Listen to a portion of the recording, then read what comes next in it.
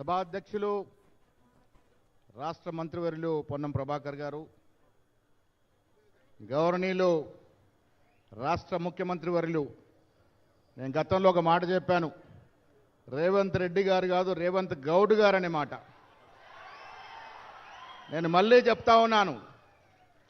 కారణం బహుజనుల అభివృద్ధికి బహుజన చరిత్రకారుల్ని మనందరికన్నా ఎక్కువ గుర్తుపెట్టుకొని వారిని ఆదరించి ముందుకు తీస్తున్నటువంటి తొలి తెలంగాణ ముఖ్యమంత్రి రేవంత్ రెడ్డి గారు. బట్టి విక్రమార్క గారు, వేదిక పైన మంత్రులు, పార్లమెంట్ సభ్యులు, ఎమ్మెల్యేలు, ఎంపీలు, ప్రభుత్వ సలహాదారులు, నా గౌడ మిత్రులందరూ కూడా నమస్కారాలు. ముఖ్యమంత్రి గారు, గతంలో ఒక నానుడు ఉండేది, పుడితే రాజయ్య పుట్టాలి లేకుంటే గౌడయ్య పుట్టాలని.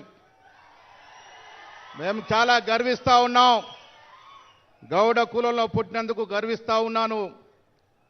ఏ గ్రామానికి వెళ్ళినా రాజు ఎలా మాట సాగుద్దో అలా గౌడ్లది కూడా మాట సాగుద్ది.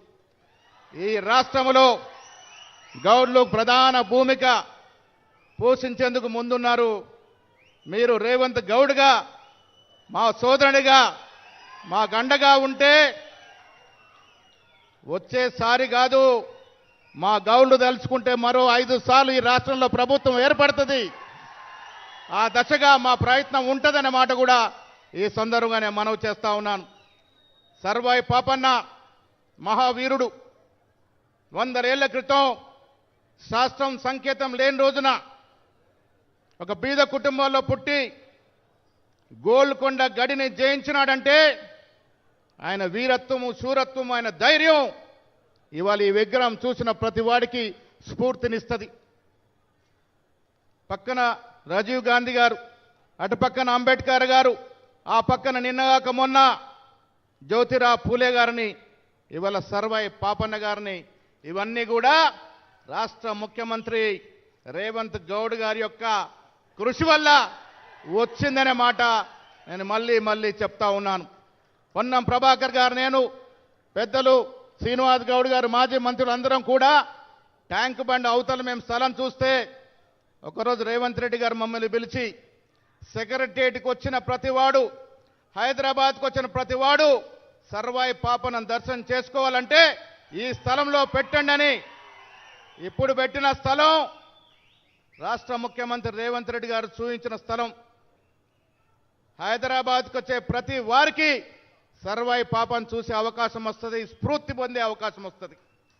ఇలా విగ్రహాలు పెట్టుకుంటామంటే ప్రతి సంవత్సరం దండలేయడానికి కాదు, సర్వాయి పాపను చూసిన ప్రతిసారి మనలో ఉన్నటువంటి ధైర్యము, శైర్యము, వీరత్వము ముందుకు వస్తుందనే మాట ఈ సందర్భంగా మనవి చేస్తా ఉన్నాను. ముఖ్యమంత్రి గారికి విన్నపం, గౌడ జాతి పెద్ద సంఖ్యలో ఉంది.